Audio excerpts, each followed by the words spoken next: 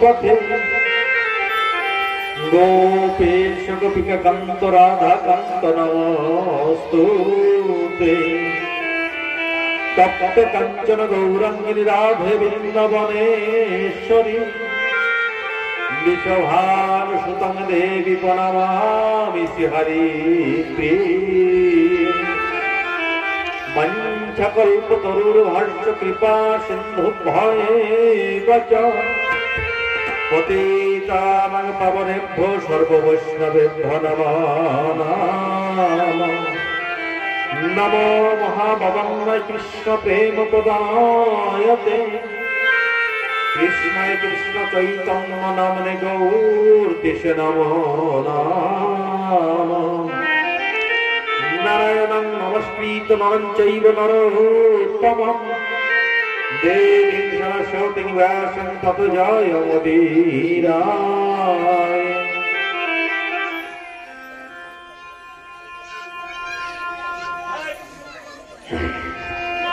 জনমদিয়স্য যত জনবৈতরচক্ষুষো অভিজ্ঞসনত তেনে ব্রহ্ম হৃদয়াদিকবয়ময়ন্তি যত মুসুর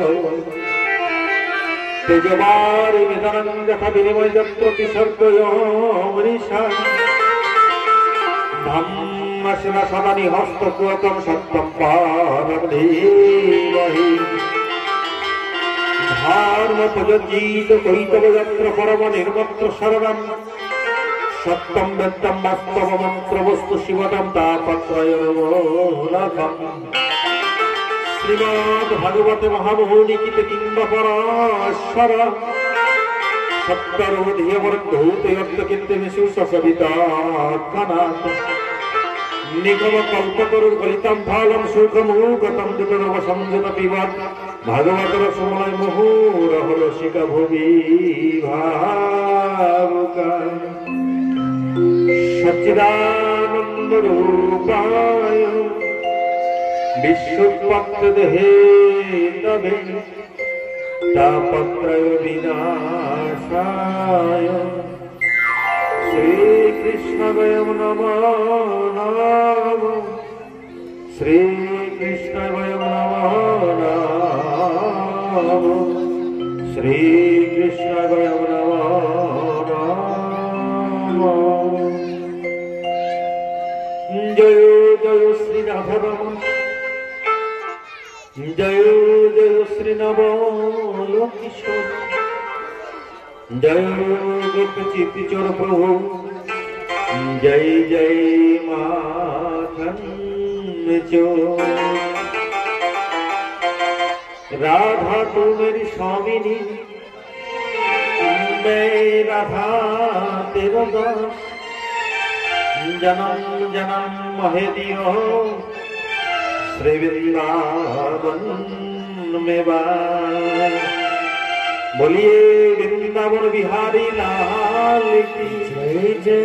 बोलिए श्याम सुंदर भगवान की जय जय। बोलिए जुगल किशोर सरकार की जय जय। से बोलो जय जय श्री राधे।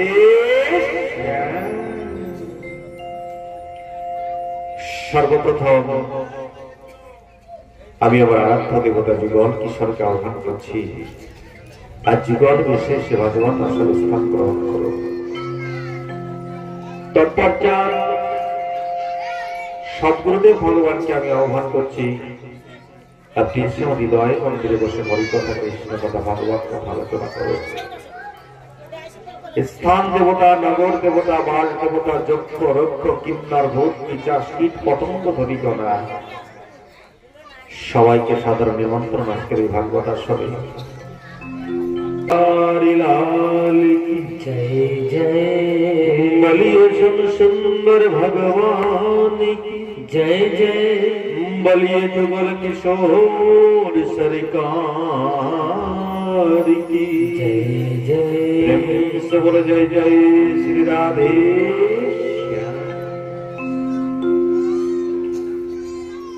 তাহলে যদি ঈশ্বর কোনদিন আমাকে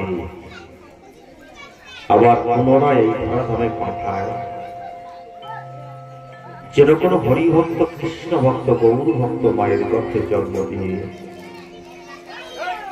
আপনাদের মতো হরিভক্ত, কৃষ্ণ ভক্ত, গৌর ভক্তের চরণ ধুলিতে যেন আমাকে বঞ্চিত না রাখে, এই প্রার্থনা করে প্রবেশ করছি 3 দিবসীয় ভাগবত কথার 3য়তম দিবসে।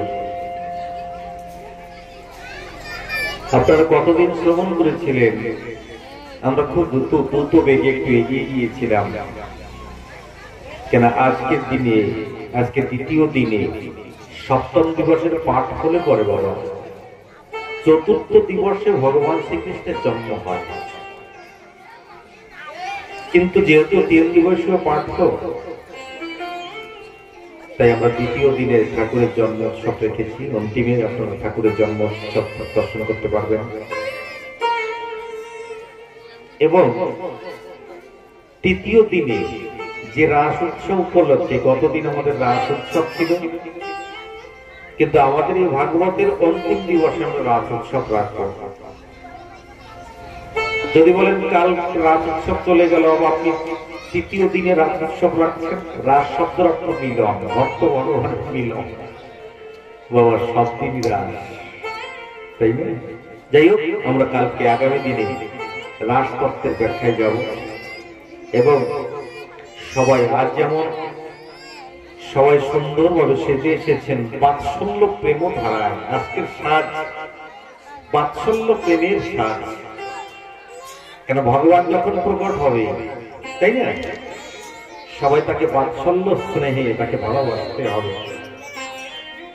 আর আগামী দিন সেজে আসবেন সবাই গোপী সাজে, সবাই, এবং হাতের কোন ডান্ডা নিয়ে আসবেন, ডান্ডা পুরো ডান্ডিয়া নিয়ে লিখতে হবে একদম, ঠিক আছে? এবং ডান্ডাগুলো খালি বাঁশ কেটে কাঠ কেটে নিয়ে আসবেন না, তো রং দিয়ে সুন্দর করে সাজিয়ে নিয়ে আসবেন, ঠিক আছে? কেন কি আপনারা যারা নৃত্য করছেন, যারা বসে আছেন, এখানে ইউটিউব চলছে, আগামী দিন সকালে পৃথিবীর সমস্ত ব্যক্তি দেখতে পারবে যে 26 গ্রামে ভাগবত কথায় মায়েরা কেমন নেচেছিল, কেমন দাঁড়িয়েছিল, কেমন আনন্দ করেছিল, কাল পৃথিবীর লোক দেখবে। ঠিক সেইভাবে সেজে আসবেন। যাই হোক, তাহলে আমাদের কথা কোথায় ছিল? গতকাল কথায় আমরা কথা বিশ্রাম রেখেছিলাম, মনে আছে কি? যাই হোক, মনে মনে কেউ চিন্তা যদি করতে পারেন যে আমরাই মনে রাখবো মশাই, তোমাকে কেন নিয়ে এসেছি ভাই। যাই হোক, আমরা কতদিন কুন্তির স্তব শ্রবণ করেছি এবং ভগবান দ্বারকায় রওনা করেছে, আমরা সে কথাও শ্রবণ করেছি। এবং ধর্মরাজ যুধিষ্ঠির যখন রাজ সিংহাসনে বসবেন, যেমন যুদ্ধের পূর্বে অর্জুনের মোহ হয়েছিল, আর যুদ্ধের পরে বিজয় উৎসব পালন করার পরে যখন হস্তিনাপুরের সিংহাসনে অধিষ্ঠিত হবেন ধর্মরাজ যুধিষ্ঠির, তখন ধর্মরাজ যুধিষ্ঠির শোক হয়েছিল। কত মার্মিক লীলা, বোঝার মতো লীলা,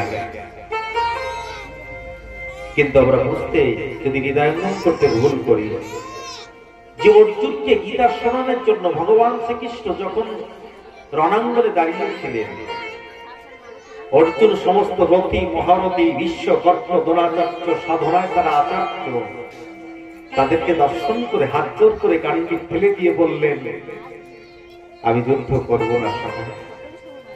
ভগবান শ্রীকৃষ্ণ দেখল এত বড় যুদ্ধে সমাগত রথী, মহারথী দণ্ডায়মান সম্মুখ সমরে রথখানা অগ্রসর করে মধ্যস্থানে স্থাপিত করে দিয়ে ভগবান শ্রীকৃষ্ণ বলেছিলেন, অর্জুন, হয়তো মৎস্যগম পর্থ নৈকট্য পর্থদে হৃদয় দুঃপলং ত্যাগতিষ্ঠ পরম তপ।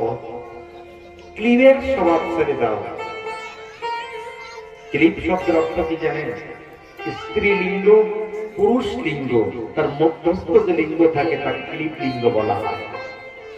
অর্জুনকে সে ক্লিব লিঙ্গ বলে সম্বোধন করেছিলেন ভগবান। অর্জুন, এই জগতে যা কিছু করাই আমি করাই, তুমি তো উপলক্ষ মাত্র।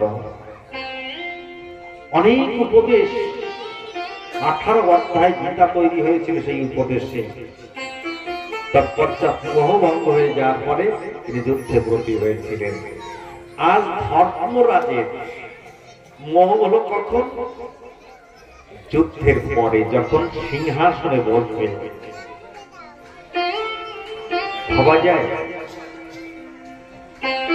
তাই তাকে ভগবান শ্রীকৃষ্ণ মনে মনে চিন্তা গেল। আপনারা কেউ প্রশ্ন করতে পারেন যে অর্জুনকে উপদেশ দেওয়ার সময় ভগবান দিয়েছিল, ধর্মরাজ যুধিষ্ঠিরকে উপদেশ দেওয়ার সময় ভগবান দিল না কেন? দিল না কেন জানেন? ভগবান শ্রীকৃষ্ণ কেশব ধর্মরাজ যুধিষ্ঠিরকে দাদা বলে সম্বোধন করত। আর কোন ভাই দাদাকে উপদেশ দেবে এটা তো সম্ভব না। তাই মনে মনে চিন্তা করলো বয়োজ্যেষ্ঠের কাছে নিয়ে যায়। নিয়ে গেলেন কোথায়? যেখানে সরসজ্জায় শায়িত হয়েছিলেন পিতামহ ভীষ্ম। পিতামহ ভীষ্ম যেখানে সরসজ্জায় শায়িত হয়েছিলেন। কত মার্মিক প্রসঙ্গ, কত বড় মার্মিক প্রসঙ্গ জানেন? অর্জুন তার প্রত্যেকটা বাণ আঘাতে মস্তক থেকে পা পর্যন্ত এমন ভাবে প্রত্যেকটা লোম কূপে যেন সে বাণ বিদ্ধ করেছিল। সে বাণের সজ্জায় শায়িত হয়ে, যদি বলে সবাই মৃত্যুবরণ করলো, পিতামহ ভীষ্ম মৃত্যুবরণ করলো না কেন? ইচ্ছা মৃত্যুর বরদান ছিল তারপরে। জানেন কি যে ইচ্ছা মৃত্যুর বরদান কি করে পেয়েছিল? চরিত্র তো অনেক কথা আছে, তবে একটা কথা বলে যাই ছোট করে। বাবাকে ভালোবেসেছিল, বাবা সন্তুষ্ট হয়ে তাকে আশীর্বাদ করেছিল। ছোটবেলার নাম ছিল দেবব্রত, তার বাবার নাম ছিল শান্তনু, মায়ের নাম ছিল গঙ্গা। এই যে গঙ্গা দেবী, পতিত পাবনী গঙ্গা দেবী।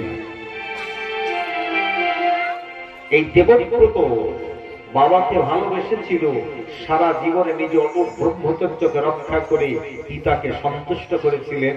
পিতা আশীর্বাদ করেছিল যে জগতে সবকিছু এড়ানো যায়, মৃত্যুকে কোনোদিন এড়ানো যায় না। যায় বাবা, মরণ কারোর কথা শুনে না, মরণ যখন তখন যেথায় সেটায় সদাই এসে দেবে হানা, মরণ কারোর কথা শুনে না। তুলসীদাস লিখেছেন তার রামায়ণ রামচরিত মানুষের ভিতরে সুন্দর বক্তব্য পেশ করেছেন যে দানে দানে पे लिखा है खाने वाले का नाम, और गली गली पे लिखा है मरने वाले का नाम। কোন গলিতে কি মরবে সে হেঁটে গিয়ে সেখানে মৃত্যুবরণ করবে।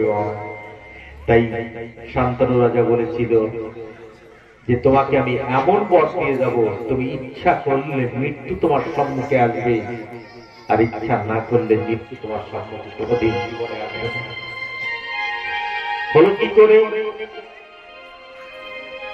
ভাগবত শিক্ষা দিচ্ছে, ভাগবত শিক্ষা দিচ্ছে যে বাবা কি ভেবে ভালোবেসেছিল, তাহলে মাতা পিতা আমরা জানি তো। দেখুন আলোচনা কোথায় চলে যায়, নেমে যায় কোথায়? এই জগতে আমরা গুরুকরণ করি। সর্বপ্রথম গুরু কি? শাস্ত্র কি বলছে, আমাদের বেদ কি বলছে? মাতা গুরু, পিতা গুরু, গুরু জ্যেষ্ঠ ভাই, তাহার থেকে অধিক গুরু আমরা ভজনেতে পাই।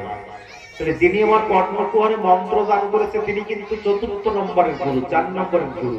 তাহলে প্রথম গুরু কে? মা। দ্বিতীয় গুরু পিতা, তৃতীয় গুরু জ্যেষ্ঠ ভাই, চতুর্থ গুরু যিনি আমার কর্ণে মন্ত্র প্রদান করেছে। কিন্তু অনেক সময় দেখা যায় যে সে মন্ত্রগুরু এসেছে, বাবা মা কোথায় আছে, কিন্তু মন্ত্রগুরুর পশ্চাতে দাবিত হচ্ছে। ভাগবত বলে যাচ্ছে যদি মাতা পিতা কষ্ট পায় আর যদি শিক্ষা গুরুকে সম্মান প্রদর্শন করা হয়, কোনদিন তার পূজা ঈশ্বর স্বীকার করবে না, লিখে নিয়ে যেতে পারে, শাস্ত্র বলছে। তাই সে পিতামহ ভীষ্মের কাছে যখন ধর্মরাজ যুধিষ্ঠিরকে নিয়ে গেলেন, নিয়ে যাওয়ার পরে ভগবান শ্রীকৃষ্ণ সবাইকে নিয়ে দর্শন করাতে গেলেন এবং সরসজ্জায় 58 দিন পর্যন্ত অপেক্ষা করেছিলেন।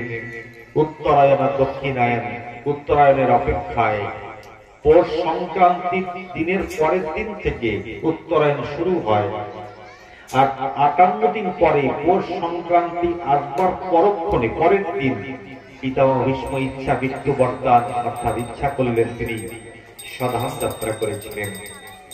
যখন সেখানে উপদেশ নিতে গিয়েছিলেন, দান ধর্ম, রাজধর্ম, স্ত্রী ধর্ম, কি একটা মজার কথা জানেন? যখন স্ত্রী ধর্মের পরে কথা বলছিলেন পিতামহ ভীষ্ম, অদূরের থেকে দ্রৌপদী হো হো করে হেসে উঠেছিলেন। সবাই জিজ্ঞাসা করলো, দ্রৌপদী তুমি হো হো করে হেসে উঠলে কেন? বলে, পিতামহ আপনি যে আজ রাজধর্ম শিখালেন ভালো কথা, দান ধর্ম শিখালেন ভালো কথা, কিন্তু স্ত্রী ধর্মের পরে যখন আপনি উপদেশ করছেন আমার হাসি পেল কেন জানেন? বলে কেন? বলে যদি আপনি স্ত্রী ধর্মের পরে এত নিপুণ হন, তাহলে যেদিন ভরা রাত সবার ভিতরে, রাত সবার ভিতরে আমার বস্ত্র হরণ করছিল, আপনার নীতি সেদিন কোথায় গিয়েছিল? কি মার্মিক কথা ভাবতে পারেন? এত বড় উপদেশ প্রদান করছেন আপনি, তাহলে যেদিন আমার বস্ত্র ধরে আমাকে অসম্মানিত করতে চেয়েছিল, আমাকে অপমান করতে চেয়েছিল, সেদিন আপনার নীতি কোথায় ছিল? বড় মার্মিক উত্তর দিয়েছিলেন পিতামহ ভীষ্ম। ডাক দিয়ে বলল, কুলবধূ দ্রৌপদী শুনে যাও, সেদিন কেন আমি প্রতিবাদ করতে পারিনি, আজ কেন আমি প্রতিবাদ করছি? দ্রৌপদী যখন সম্মুখে এসে দাঁড়ালেন, পিতামহ ভীষ্ম ডাক দিয়ে বলছেন, আমার প্রত্যেকটা অঙ্গে অর্জুনের নিক্ষেপ করা বাণ আঘাতে আমি দুর্যোধনের মতো অসতের অন্ন গ্রহণ করেছিলাম। সেই অন্ন গ্রহণ করাতে যে রক্ত তৈরি হয়েছিল আমার ভিতরে, আমার অন্যায়ের বিরুদ্ধে প্রতিবাদ করার মতো ক্ষমতা ছিল না। কথাটা বোঝাতে পারলাম কি?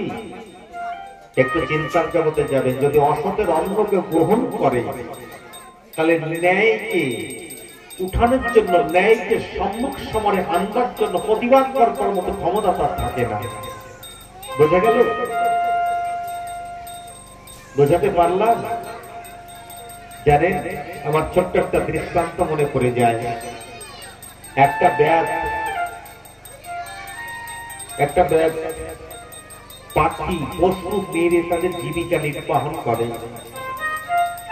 ক্লান্তির অবসানে একটা গাছের নিচে ঘুমিয়ে পড়েছে, আর ওই গাছের উপর থেকে রৌদ্রের কিরণ যখন মুখে পড়ছে, একটা বক পাখি মনে মনে চিন্তা করলো, আমার বাড়িতে একজন অতিথি এসেছে, রৌদ্রের কিরণ পড়ছে, বিশ্রাম নিচ্ছে। কি করলো জানেন? ওই যেখান থেকে রৌদ্রের কিরণটা এসে পড়ছিল, সেখানে পাখাটা মিলে তাকে ছায়া প্রদান করছিল। এমন সময়ে একটা কাক কা কা কা কা করতে করতে এসে বক পাখিকে ডাক দিয়ে বলছে, কি করছো বন্ধু? বলে, কেন? অতিথি শুয়ে আছে, তাকে আমি ছায়া প্রদান করছি। বলে, তুমি জানো না আমাদেরকে মেরে মেরে মেরে মেরে আমাদের মাংস বিক্রি করে তবে জীবিকা নির্বাহ করে, তাকে তুমি ছায়া প্রদান করছো, সরে যাও। বক পাখিকে সরিয়ে দিয়ে ব্যাদের মুখে বাহ্যক্রিয়া করে দিলেন, পায়খানা করে দিলেন। যখন বাহ্যক্রিয়া করলেন, ব্যাদ সজাগ হয়ে তাকিয়ে দেখে বক পাখি, ও তো পায়খানা করে চলে গেছে, দেখে বক পাখি বসা আছে, তীর বিদ্ধ করে সঙ্গে সঙ্গে বক পাখিকে মেরে দিল। অন্যায় করলো কে? কাক। সাজাকে পেল বক। যাওয়ার সময় জগৎবাসীকে বলে যাচ্ছে, ওগো জগৎবাসী, আমি কিছুক্ষণের জন্যই অসৎ সঙ্গ করেছিলাম, আমার জীবনের পরিণতি এই। তবে যাওয়ার সময় তোমাদের বলে যাচ্ছি, যে কটা দিন থাকবে অসৎ সঙ্গ করো না, সৎ সঙ্গ করো। বলো রাধে রাধে। তাই আমরা ভজনে গাই না, সন্তকে সঙ্গে লাগে রে तेरी अच्छी बनेगी संतों की संग न गिरे तेरी अच्छी बनेगी अच्छी बनेगी तेरी किस्मत जगेगी अच्छी बनेगी तेरी किस्मत जगेगी संतों के संगे लाग दे संतों की संग न गिरे तेरी अच्छी बनेगी अच्छी बनेगी तेरी किस्मत जगेगी अच्छी बनेगी तेरी किस्मत जगेगी संतों की संग न गिरे तेरी अच्छी बनेगी संतों की संग न गिरे तेरी अच्छी बनेगी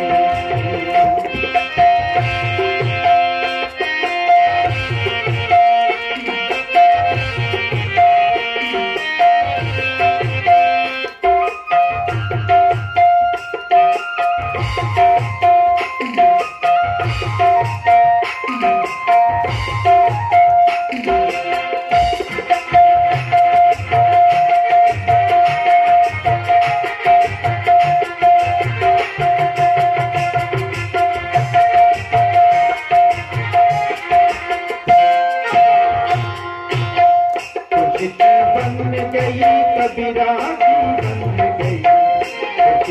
बन गई कबीरा की बन गई मीरा की खुल गई अच्छी बनेगी अच्छी बनेगी तेरी किस्मत जगेगी अच्छी बनेगी तेरी किस्मत जगेगी संतों की संग लगी रे तेरी अच्छी बनेगी संतों की संग लगी रे तेरी अच्छी बनेगी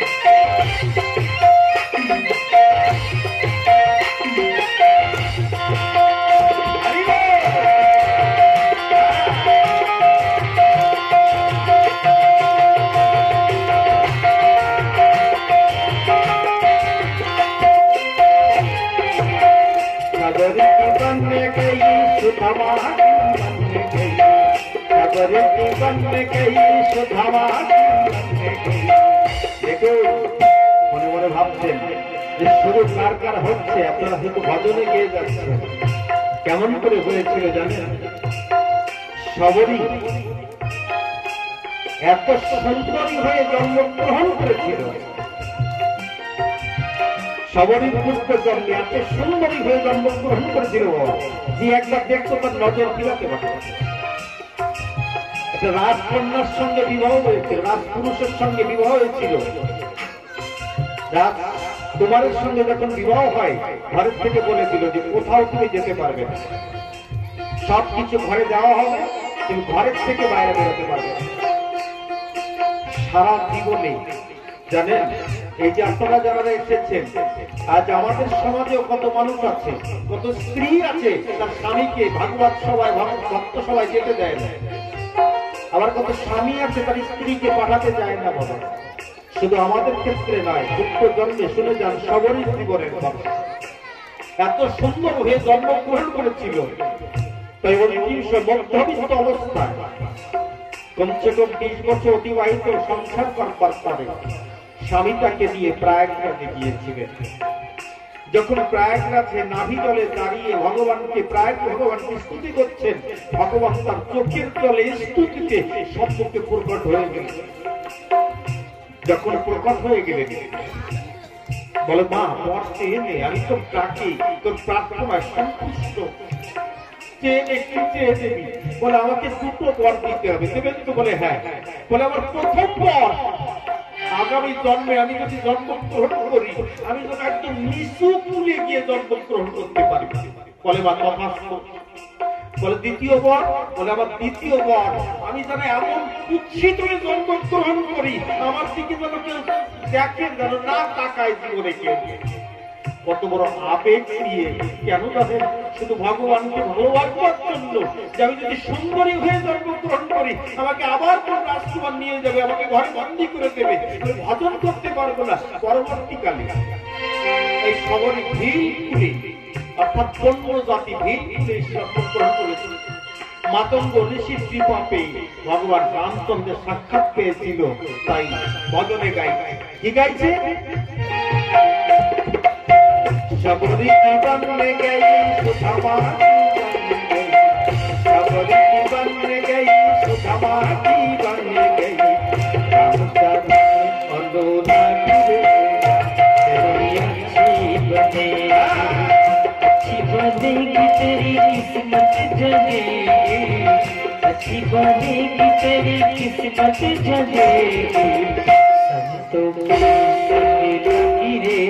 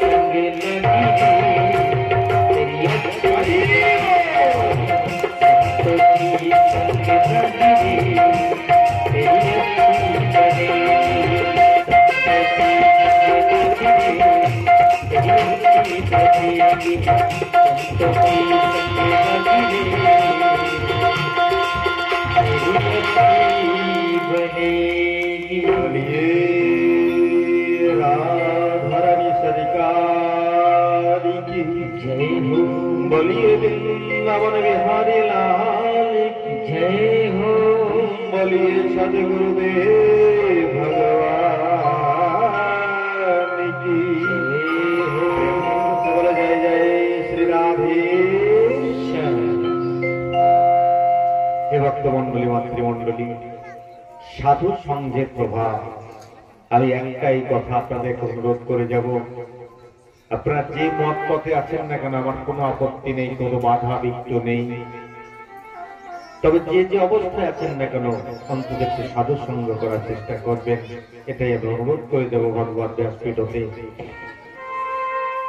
জীবনে পরম আনন্দ লাভ করতে পারবেন, জীবনে পরম আনন্দ লাভ করতে পারবেন, জীবিত অবস্থায় পারবেন এবং মৃত্যুর পরেও সেই সাধু সঙ্গ বয়ে নিয়ে যাবে যেখান থেকে এসেছিলাম সেখানে। সে হাত জোর করে অনুরোধ করেছেন। পিতামহ ভীষ্মের কাছ থেকে যখন উপদেশ পেলেন, তারপর পিতামহ ভীষ্ম চলে গিয়েছিলেন হস্তিনাপুরে, রাজ সিংহাসন অধিকার করে বসেছিলেন ধর্মরাজ যুধিষ্ঠির। এবং প্রত্যেক দেখুন ধর্ম দুই দিকে ছিল, কিন্তু একজনের পরাজয় হলো, একজনের জয় হলো। বিদুর সাক্ষাৎ ধর্মের প্রতিমূর্তি, জানেন কি আপনারা? যদি না জানেন শুনে যান। এবং ধর্মরাজ যুধিষ্ঠির ধর্মের প্রতিমূর্তি, তাহলে দুই দিকে ধর্ম, তাই না? কিন্তু একদিকে পরাজিত হলো, একদিকে জয়যুক্ত হলো। কেন হলো জানেন? এদিকে বিদুর মহামতিমান যা বলে, বিদুর মহামতিমান বলেছি, যদি আপনার সংকোচ হয় বিদুর নীতি একটু পড়ে দেখবেন। পরবর্তীতে এসেছিল এখান থেকে 5250 বছর পূর্বে বিদুর নীতি আমরা অধ্যয়ন করি, আর পরবর্তীকালে এসেছিল চাণক্য নীতি, তাই না? যদি চাণক্য নীতি আপনারা পড়েন, তাও নীতি তো নীতি হয়। চাণক্য মহাপণ্ডিত ছিলেন, তিনিও সুন্দর নীতি দিয়েছিলেন যে বিদ্যা কঞ্চনৈব সঞ্চনৈব তুল্য কদাচন স্বদেশে পুচ্যতে রাজন বিদ্যান্ত সর্বত্র পুচ্যতে পুচ্যতে। এই বিদ্যা চৌরূপী ননিয়তে জ্ঞাতিবর্গ ভবন্ততে জ্ঞাতি বিভন্ততে নৈব চরণ নাভিননায়তে দানং জাতি বিদ্যারত্ন মহাদানম। কত সুন্দর কথা বললেন। জাগতিক ধন, অর্থ, সম্পদ, তারপরে ধন বিদ্যা ধন, তার ঊর্ধ্বের ধন কৃষ্ণ প্রেম ধন, হরি প্রেম ধন। যদি বলেন মহারাজ বলছেন তো ঝড়ের বেগে বলে যাচ্ছেন, একটু প্রমাণ দিতে পারেন? অবশ্যই। তাহলে প্রমাণটা একটু শুনে যান যে বিদ্যা ধন, জাগতিক ধনের থেকে কৃষ্ণ প্রেম ধনের মূল্যটা কোথায়। তা যদি না হতো, স্বামী বিবেকানন্দ তৎকালীন সময় কত শিক্ষিত, উচ্চমার্গের শিক্ষিত ছিল, রামকৃষ্ণ পরমহংসদেব একটা অক্ষর জানতেন না বাবা। তার রাতুল চরণে গিয়ে আশ্রয় নিয়েছিলেন কোন ধন পাওয়ার জন্য বলতে পারেন কি? শুধু কৃষ্ণ প্রেম ধন পাওয়ার জন্য তার চরণাশ্রিত হয়েছিল। তাই নীতিকে যদি আমরা লক্ষ্য করি, বিদুর মহামতিমান তৎকালীন সময়, মতি অর্থাৎ বুদ্ধিমান, মতিমান মানে বুদ্ধিমান, তিনি তখন যা বলেছিলেন তার কথা শ্রবণ করে তার নীতিকে মানেনি, তাই তাদের পরাজিত হয়েছিল। আর ধর্মরাজ যুধিষ্ঠির যা বলেছিল তাই তার 5 ভাই শুনেছিল, তাই তাদের জয় হয়েছিল। হস্তিনাপুরের রাজ সিংহাসনে বসবার পরে অর্জুন চলে গিয়েছিলেন কোথায়? দ্বারকায় ভগবানের সঙ্গে। বহুদিন পরে যখন ফিরে এসেছিলেন, এদিকে উত্তরার গর্ভে কাল আপনারা শ্রবণ করেছিলেন ভগবান রক্ষা করেছিল। অর্জুন চলে গেল, এদিকে যথা সময় যে উত্তরার গর্ভকে ব্রহ্মাস্ত্র থেকে রক্ষা করেছিল, সেই গর্ভ থেকে শুভ সময়, শুভ লগ্নে, শুভ ক্ষণে এই ধরাধামে আবির্ভূত হয়েছে। যে ভক্তের কথা আপনারা শ্রবণ করছেন, যে ভক্তকে রক্ষা করবার জন্য ভগবান শ্রীকৃষ্ণ সূক্ষ্ম রূপ ধারণ করে সে গর্ভের ভিতর প্রবেশ করে যে শিশুটিকে রক্ষা করেছিলেন, আর শুভক্ষণে সেই শিশু জন্ম হয়ে গেল। কে জানেন? জন্ম হওয়ার সঙ্গে সঙ্গে তার নাম রেখেছিল বিষ্ণুরাজ। কি নাম রেখেছিল? বিষ্ণুরাজ। এই যে বিষ্ণুরাজ, কিন্তু তিনি জন্মের পরে সবাইকে লক্ষ্য করে পরীক্ষা করছে যে আমাকে গর্তের ভিতরে যিনি বাঁচিয়েছিলেন তাকে তো দেখছি না, জগতের সবাইকে দেখছি। তখন সকল ঋষি মুনিরা তৎকালীন সময় তাকে নামকরণ করলেন, যে বিভিন্ন রকমের পরীক্ষা করে বেড়াচ্ছেন তিনি। তার নাম হোক পরীক্ষিত। বলিয়ে পরীক্ষিত মহারাজ কি জয় জয়, বলিয়ে শ্যাম সুন্দর ভগবান কি জয় জয়, বলিয়ে সদ্গুরুদেব ভগবান কি জয় জয়, বলো জয় জয় শ্রী রাধে। বাবা যাকে দিয়ে এই ভাগবত কথা, গতকাল সে কেমন করে গর্ভে প্রতিপালিত হয়েছিল, ব্রহ্মাস্ত্র তাকে তাড়া করেছিল, আমরা সব কথা গতদিন শুনেছি। আজ শুভক্ষণে যখন জন্ম হলো, ধীরে ধীরে জন্ম হওয়ার পরে পরীক্ষিত মহারাজ প্রতিপালিত হচ্ছে, উত্তরার কাছে প্রতিপালিত হচ্ছে। এদিকে সিংহাসন আরোহিত করে ধর্মরাজ যুধিষ্ঠির আছেন, অর্জুন ভগবানের সঙ্গে দ্বারকায় গেছেন। প্রত্যেক দিন ধর্মরাজ যুধিষ্ঠির, দেখুন ধর্ম কাকে বলে। ধর্মরাজ যুধিষ্ঠির প্রত্যেক দিন সকালে উঠে যখন সিংহাসনে বসতে যায়, বাবা জ্যাঠামশাই জেঠিমা গান্ধারী ধৃতরাষ্ট্রকে প্রত্যেক দিন প্রণাম করে যেত, তাদেরকে শ্রদ্ধা করে প্রণাম করে তাদের আশীর্বাদ নিয়ে তিনি যেতেন। মাকে প্রণাম করতেন, প্রণাম করে তিনি রাজসভায় গিয়ে বসতেন। এবার কিছুদিন পরে বিদুর মহামতিমান গিয়ে উপস্থিত হলেন কোথায়? ধৃতরাষ্ট্রের কাছে।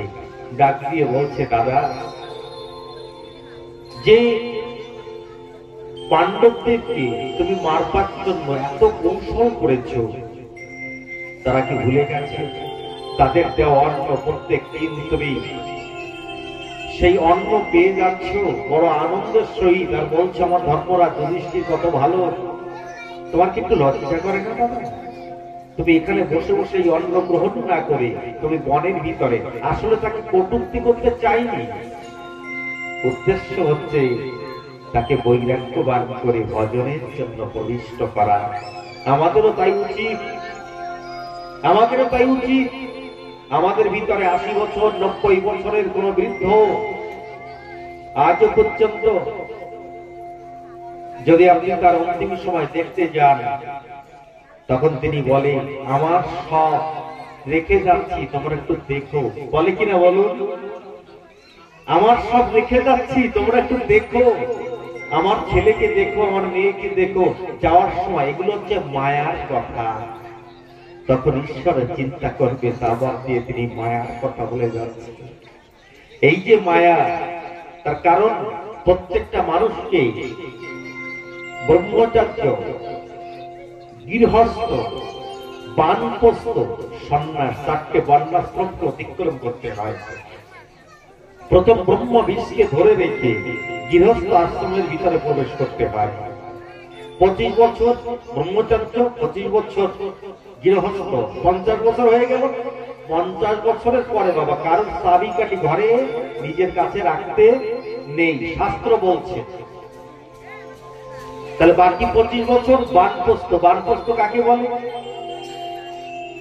এই যে আমার কাকা যে এখানে, কাকা গুরু এখানে এসেছে, মন করেছি, বলছে হাওয়া আমি আসছি। কোথায় ছেলে, কোথায় মেয়ে, তাদের সবাই স্বাবলম্বী। তাদেরকে দেখে এই যে আপনারা যারা এসছেন, এখানে সাধু সঙ্গ করছেন, ওখানে সাধু সঙ্গ করছেন, এই যে বাকি 25 বছরটা, এটাই হচ্ছে।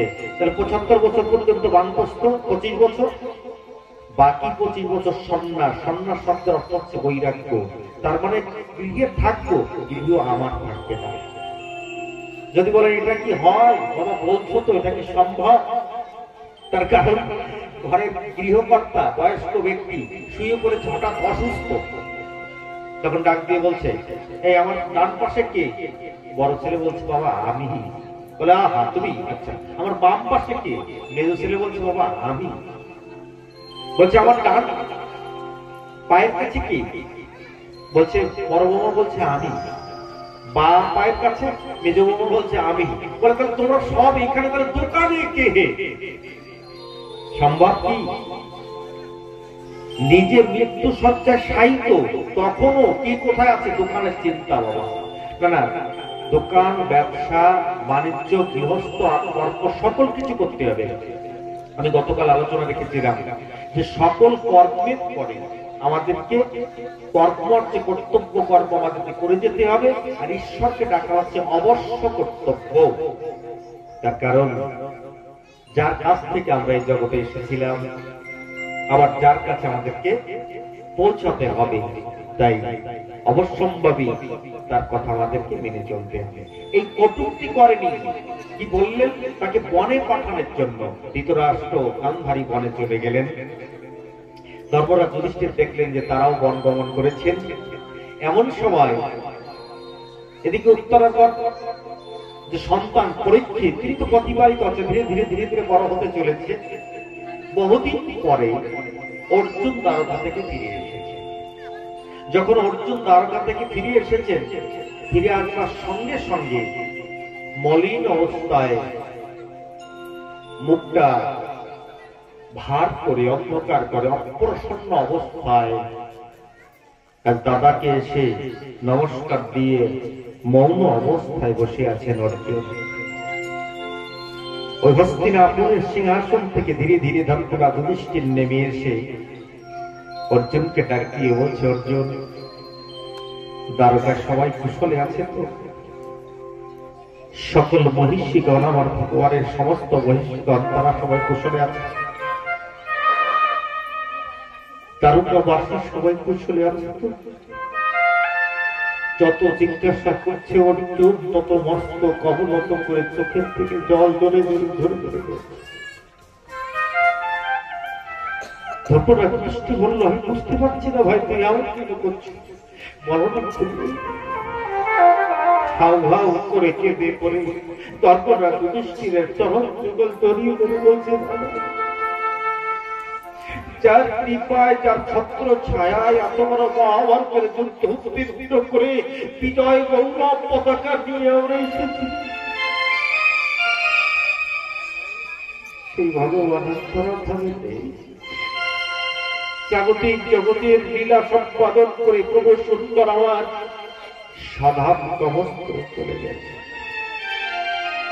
কেমন ভক্তা!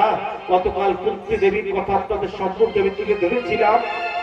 যখনই শুনলেন ভগবান ধরাধামে নেই, সঙ্গে সঙ্গে জগৎটিতে নিজের আত্মসত্তা ব্রহ্মরত্ন ভেদ হয়ে কুন্তি দেবী চলে গেছে। অনেকে প্রশ্ন করে, ভাই জগৎ কত আবেগপূর্ণ কথা বলে কুন্তি দেবী, কি করে সতী হলো? বলে কিনা বা কত কটূক্তি, কত কথা আমরা শুনতে পাই জগতে। তার একটা বাস্তব প্রমাণ নিয়ে যা, কেমন শক্তি তার ভিতরে ছিল, কতটা ঈশ্বরকে তিনি ভালোবাসতেন। আমার গোবিন্দকে কতটা ভালোবেসেছিলেন। যাওয়ার সময় বলেছিল, কৃষ্ণ তুমি কিছু চাও, ভগবানের কাছ থেকে দুঃখ চেয়ে নিয়েছি, আর বলেছিলেন তোমাকে একটা প্রণাম করতে চাই। গতদিন আলোচনা শুনেছিলেন আপনারা। এই দৃশ্যকে দর্শন করে, মায়ের এমন দৃশ্যকে দর্শন করে ধর্মরাজ যুধিষ্ঠির সঙ্গে সঙ্গে পরীক্ষিত মহারাজকে নিয়ে এসে, ওই তৎকালীন সময় পরীক্ষিত মহারাজের রাজ সিংহাসনে বসবার মতো সমর্থ নয়, সময় হয়, কিন্তু রাজ সিংহাসনে বসিয়ে দিয়ে গৈরিক বেশ ধারণ করে পঞ্চ পাণ্ডব দ্রৌপদীকে সঙ্গে করে নিয়ে মায়ের আচরণ দেখে যে কৃষ্ণ ভগবান যখন জগতে নেই, তাহলে আমরা থাকবো কি করে? পঞ্চপাণ্ডব দ্রৌপদী গৈরিক বেশ ধারণ করে তারা হিমালয়ে রওনা করলেন, হিমালয়ের পথে রওনা করলেন। কোথায়? স্বর্গ আরোহণ। যদি বলেন আপনি স্বর্গ আরোহণের কথা বলছেন, স্বর্গ আরোহণ কি ভাগবতে আছে? না, এটা মহাভারতের কথা। মহাভারতের কথা। আর মহাভারতের বিশ্রাম ভাগবত আরম্ভ হয়। মহাভারত বিশ্রাম না হলে ভাগবত হয় না। মহাভারত মানে কি? মহাভারত মানে যুদ্ধ, প্রতিদ্বন্দ্ব। আর ভাগবত কি? ভক্তি। ভক্তি মা তখন আসে মানুষের জীবনে, মানুষের জীবনে যখন সমস্ত প্রতিদ্বন্দ্ব শেষ হয়ে যায়, যুক্তি তর্ক বিজ্ঞানের বলে কে জেনেছে ভূমণ্ডলে শীত কমলে ভক্তি নিষ্ঠা চাই। ডাকার মতো ডাকলে পরে দেবতা কি থাকে দূরে, করুণা করে আসে তখন ভক্তের ঠাই, করুণা করে ভক্তের ঠাই তখন আসে। আজ কি করলো জানেন? পরীক্ষিত মহারাজকে রাজ সিংহাসনে বসিয়ে দিলেন। বসিয়ে দেওয়ার পরে ধর্মরাজ যুধিষ্ঠির যখন গৈরিক বেশ ধরে সবাইকে নিয়ে রওনা করলেন হিমালয়ের পাদদেশে, প্রথম চলতে চলতে চলতে চলতে অল্প একটু কথা বলে যাই, আপনাদের কাছে এসেছেন পঞ্চ ভাই পঞ্চ পাণ্ডব তাকিয়ে দেখতে পায় দ্রৌপদী গলতে গলতে গলতে গলতে গলতে গলতে জল হয়ে হিমালয়ের সঙ্গে মিশে গেলেন। নকুল সদেব অর্জুন ডাক দিয়ে ধর্মরাজ যুধিষ্ঠিরকে বলছেন, দাদা হাত ছাড়ে দিয়ে বলছে অভয় দান করছে, কথা বলো। দেখতে দেখতে দ্রৌপদী গোলে জল হয়ে মিশে গেলেন। কিছু দূর অগ্রসর হয়ে যাওয়ার পরে নকুল জল হয়ে মিশে গেলেন, সদেব মিশে গেলেন। এবার কিছু দূর অগ্রসর হওয়ার পরে হিমালয়ের উচ্চতার শিখরে যখন পৌঁছে যাচ্ছে, সবাই সরকার আরোহণ করছে, করতে করতে সেখানে একটা সহস্র ধারা বলে একটা জায়গা আছে। সেই সহস্র ধারা জল প্রবাহিত হচ্ছে হিমালয়ের পাদদেশে। আজও পর্যন্ত শাস্ত্রে বর্ণনা করেছেন, মহাভারতে বর্ণনা করছেন, আজও পর্যন্ত একাদশীর দিনে ব্রহ্মা বিষ্ণু মহেশ্বর সেখানে এই ব্রত উদযাপন করতে আসে। আজও পর্যন্ত এখনো পর্যন্ত ব্রহ্মা বিষ্ণু মহেশ্বর একাদশীর দিনে ওখানে ব্রত করতে আসে। সহস্র ধারায় জল প্রবাহিত হয়। অনুরোধ করে যাব মাতৃমণ্ডলী ভক্তমণ্ডলী, কোন ব্রত যদি আপনার করবার সময় না হয়, অন্তত একাদশীর ব্রতটা আপনারা করবেন। আমি নির্দেশ করে যাবো এই ভাগবত ব্যাসপীঠে আপনারা একাদশী পালন করার চেষ্টা করবেন। কে কোন মতে আছেন সেটা দরকার নেই, দুটোই আপনারা লাভ পাবেন। আধ্যাত্মিক একটা জাগতিক একাদশী করবেন। যেহেতু আজ পর্যন্ত ব্রহ্মা বিষ্ণু মহেশ্বর পর্যন্ত একাদশী করবার জন্য সেই সমস্ত ধারায় আসে। সেখানে যাওয়ার পরে অর্জুন বলে বলে বলে বলে মিশে গেলেন। কিছু দূর অগ্রসর হওয়ার পরে ভীম হাত ছাড়িয়ে দিয়ে ধর্মরাজ যুধিষ্ঠিরকে বলছে, দাদা। ধর্মরাজ যুধিষ্ঠির ঈষৎ হেসে ভীমের দিকে তাকিয়ে ভীম গলতে গলতে গলতে গলতে গলে গেলে স্বর্গের দ্বারকেশে যখন পৌঁছলেন, শাস্ত্রে বলছে যে আমি তাই আপনাদের সম্মুখে তুলে ধরছি। আপনারা তো বলতে পারেন যে আপনি কি দেখে এসেছেন? না, স্বর্গের 7টা সিঁড়ি, তার 4টে সিঁড়ি দেখা যায় না, 3টে সিঁড়ি দেখা যায়। সেখানে গিয়ে যখন ধর্মরাজ যুধিষ্ঠির উপস্থিত হলেন, যিনি দ্বারের দ্বারী তিনি ডাক দিয়ে বলছেন, কি বলছেন জানেন? যে আপনি ভিতরে প্রবেশ করতে পারবেন না স্বর্গে। বলে কেন? বলে আপনি একটা মিথ্যা কথা বলেছিলেন।